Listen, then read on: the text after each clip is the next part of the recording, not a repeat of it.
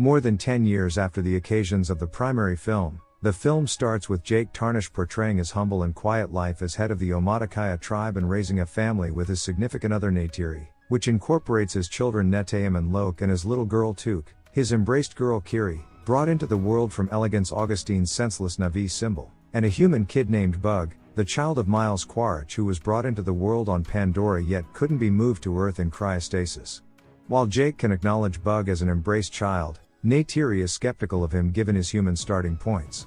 Notwithstanding, every one of the youngsters blend and mingle well with one another, including Bug, whom Kiri is friendly with despite the fact that he is a human.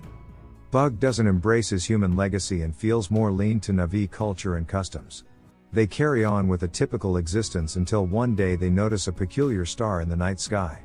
Once more, much sadly, they understand it's a RDA space transport with people getting back to Pandora to colonize it, raising another really working base.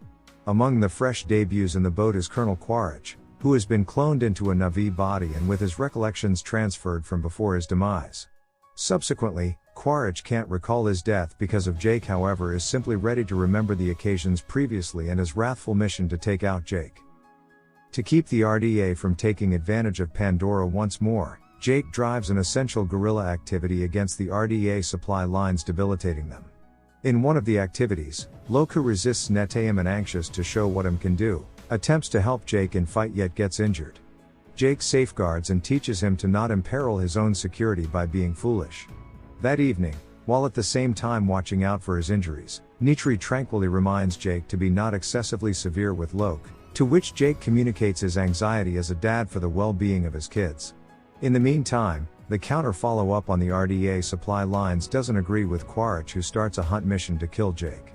During a perky endeavor, Jake's youngsters alongside Insect investigate further into the rainforest. Unbeknownst to them, Quaritch and his group are at a similar area investigating the site where Quaritch will see his human remaining parts. An attentive Lok sees their presence and rapidly illuminates his dad Jake, who is made aware of the circumstance.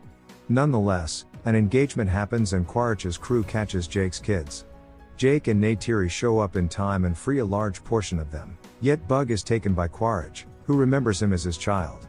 On board the boat, the RDA attempts to coercively remove data about Jake from Insect, who will not give. Evolving procedure, Quaritch tends to Bug as his child and furthermore to make sense of more about the Navi in return for his opportunity on his side. In spite of the fact that unhelpful and uninformed about Quaritch's genuine mission, Bug shows Quaritch Navi culture. Quaritch is additionally effectively ready to tame an Ikran flying animal as his vehicle. Realizing the risk, Insect's information on his whereabouts postures to their security and furthermore to keep away from another disaster, Jake persuades a hesitant Neytiri and his family to exile themselves from the Omaticaya faction and retreat toward the eastern seaboard of Meetkaina, a coral reef island whose tribe and way of life is adjusted to Pandora's seagoing living space. Jake gives his central mantle to his replacement and passes on altogether to Makaina. Once showed up, they are welcomed by the group boss Tano Ari and his better half Ronal, who is far-fetched of them at first. Be that as it may, Jake makes sense of their circumstance and they are consented to remain and given cover. Despite the fact that a few tribesmen scorn Jake and his youngsters for their hereditary human legacy, the family learns the methods of the reef individuals, gaining the appreciation of them. Kiri is captivated with the oceanic existence of Meetkaina and fosters an otherworldly bond with the ocean and its animals, while Lok gets to know Tsireya, the little girl of group boss Tano Ari and his better half Ronal. While adjusting to their new climate, Lok gets into a battle with Tsireya's sibling Aonung when he pokes a rough fun at Kiri and him of their blended human genealogy. Jake reproves his child for his way of behaving. At Jake's demand, Lok gets back to apologize to Aonung and his companions. In any case, they captivate him to an outing into the region of a hazardous ocean hunter and leave him abandoned as a retribution. The ocean hunter attempts to go after Lok. In any case, Lok is saved by and gets to know Payakin, a tulkun, a keen and pacifistic cetacean species whom the Meetkaina think about their profound family. Upon his revisitation of Meetkaina, boss Tano Ari, who became mindful of Aonung's activities on Lok, requests that the previous apologize to Lok. Nonetheless, Lok assumes the fault on himself, winning Aonung's companionship. He is likewise informed that Payakin is a pariah among his species. In the interim, out traveling to a branch off of the Tree of Spirits, Kiri joins with it to meet her mom, however experiences a brutal seizure.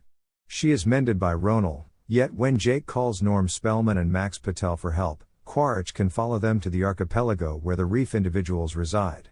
Carrying Insect with him, he secured a whaling vessel which is hunting tulkuns to gather their cerebrum catalysts for making hostile to maturing cures. Quaritch starts to fiercely scrutinize the native clans about Jake's area. Bombing that, he arranges the whaling group to wantonly kill the tulkuns to draw Jake out.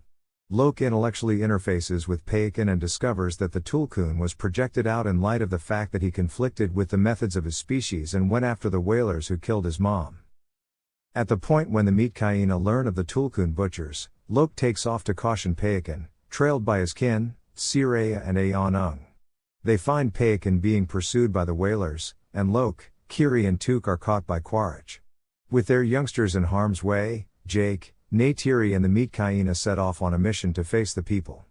Quaritch powers Jake to give up, yet seeing his spirit sibling jeopardized, Payakan assaults the whalers, setting off a battle which kills a large portion of the team and basically harms the vessel, making it sink.